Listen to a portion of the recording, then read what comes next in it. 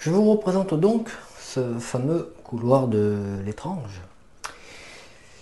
Et quelque chose d'assez inhabituel, c'est que l'une de mes filles, notamment la plus grande, chaque fois qu'elle entre dans ce couloir, ou qu'elle passe dans ce couloir, me dit qu'elle n'est pas très bien. Je veux dire, qu'elle ressent certaines choses et qui pourraient éventuellement lui faire peur.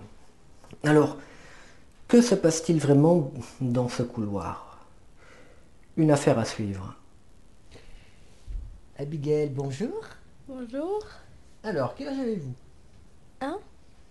Quel âge avez-vous? 17 ans. 17 ans. Et vous êtes en quelle classe? Première S. Première. C'est pas trop dur? Ça va. Bon. Alors, nous allons parler du couloir de l'étrange, ce fameux couloir. Mhm. Alors, est-ce que tu peux me dire qu'est-ce qu'il représente pour toi, ce couloir? Je l'aime pas. Ah, et pourquoi tu l'aimes pas? Mais je sais pas, il est bizarre. Enfin, j'aime pas. Ah, Je me sens pas forcément bien. et il te fait peur?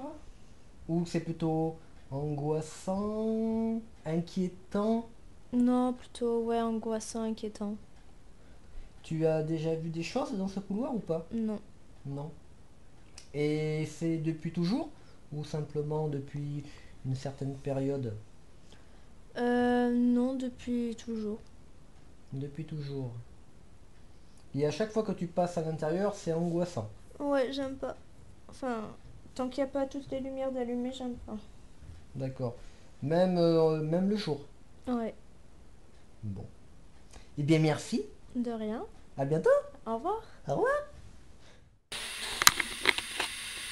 Donc, vu les circonstances, je vais donc essayer de mener ma petite enquête, histoire de voir si les ressentis que Abby ont sont dus à une présence d'esprit ou d'entité. Je ne sais pas trop. Bon voilà,